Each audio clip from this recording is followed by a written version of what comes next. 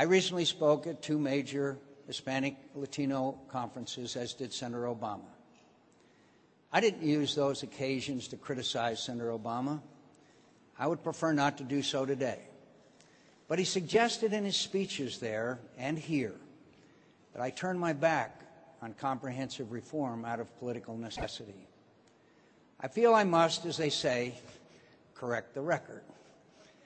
At a moment of great difficulty in my campaign, when my critics said it would be political suicide for me to do so, I helped author with Senator Kennedy comprehensive immigration reform and fought for its package not one but twice.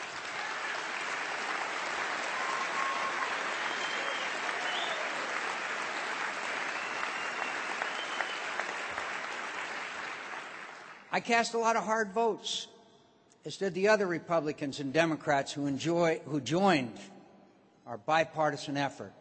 So did Senator Kennedy. I took my lumps for it without complaint.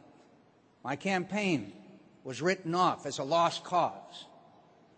I did so not just because I believed it was the right thing to do for Hispanic Americans. It was the right thing to do for all Americans. That's why I did it.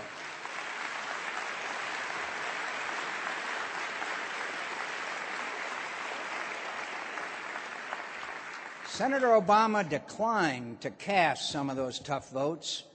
He voted for and even sponsored amendments that were intended to kill the legislation, amendments that Senator Kennedy and I voted against. I never asked for any special privileges from anyone just for having done the right thing. Doing my duty to my country is its own reward. But I do ask for your trust that when I say I remain committed to fair, practical, and comprehensive immigration reform, I mean it. I mean it.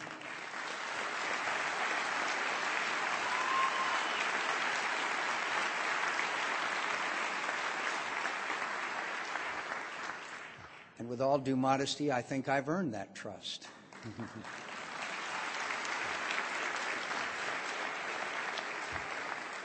Let me close by expressing my respect and gratitude for the contributions of Hispanic Americans to the culture, economy, and security of the country I have served all my adult life. I represent Arizona, where Spanish was spoken before English was.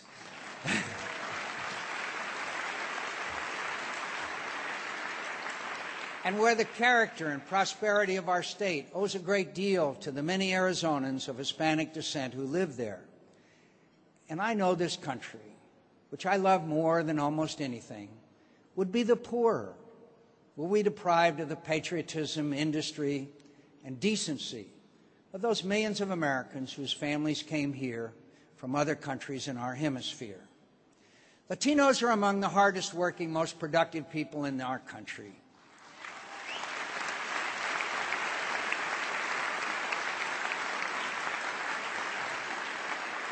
The strength of your religious faith and the strength and closeness of your families are a great force for social stability and individual happiness. In my recent visit to Mexico, I visited the shrine of the Virgin of Guadalupe and was greatly moved by the experience and came to appreciate all the more your deep devotion to the God who created us and loves us all equally. I will honor your contributions to America for as long as I live. We would not be the special country we are without you. I know many of you are Democrats, regrettably, and many of you would usually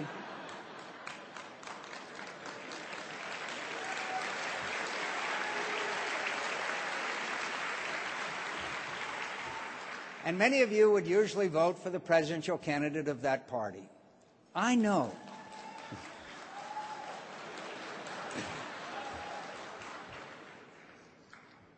I know I must work hard to win your votes, but you've always given me a respectful hearing, and I appreciate it.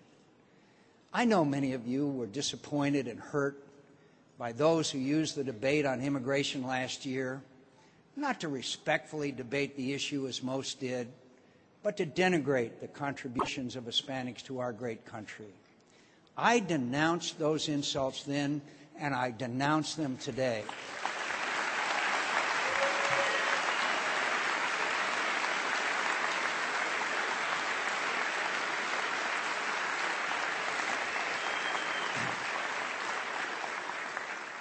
My friends, you know me.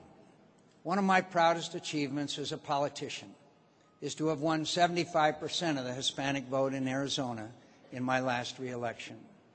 I believe, as Janet pointed out, I'm the only member of the Senate to have twice won your Congressional Leadership Award, a distinction I'm very, very proud of.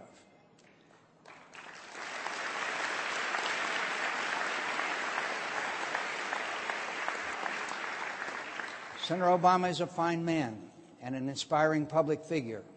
All Americans should be proud of his success. All Americans. I also greatly admire Senator Hillary Clinton and value her friendship.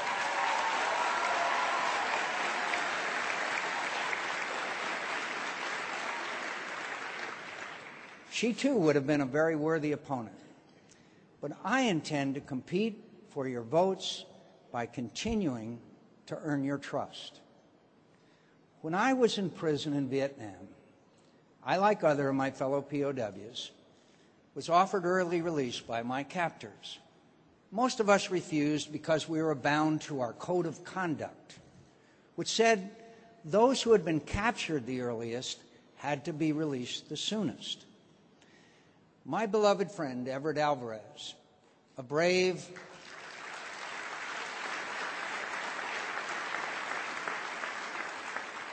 American of Mexican descent, had been shot down years before I was and had suffered for his country much more and much longer than I had.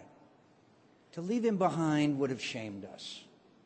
When you take this solemn stroll along that wall of black granite on the National Mall, the Vietnam War Memorial, it's hard not to notice the many names such as Rodriguez, Hernandez, and Lopez that so sadly adorn it. And when you visit Iraq and Afghanistan, you will meet some of the thousands of Hispanic Americans who serve there, and many of those who risk their lives to protect the rest of us do not yet possess the rights and privileges of full citizenship in the country they love so well.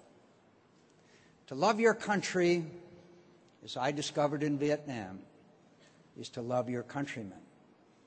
Those men and women are my brothers and sisters, my fellow Americans, an association that means more to me than any other. As a private citizen or as your president, I will never, never do anything to dishonor our obligation to them and their families, or to forget what they and their ancestors have done to make this country the beautiful, bountiful, blessed place that we love. Thank you. Thank you very much, and thank you for your kind welcome.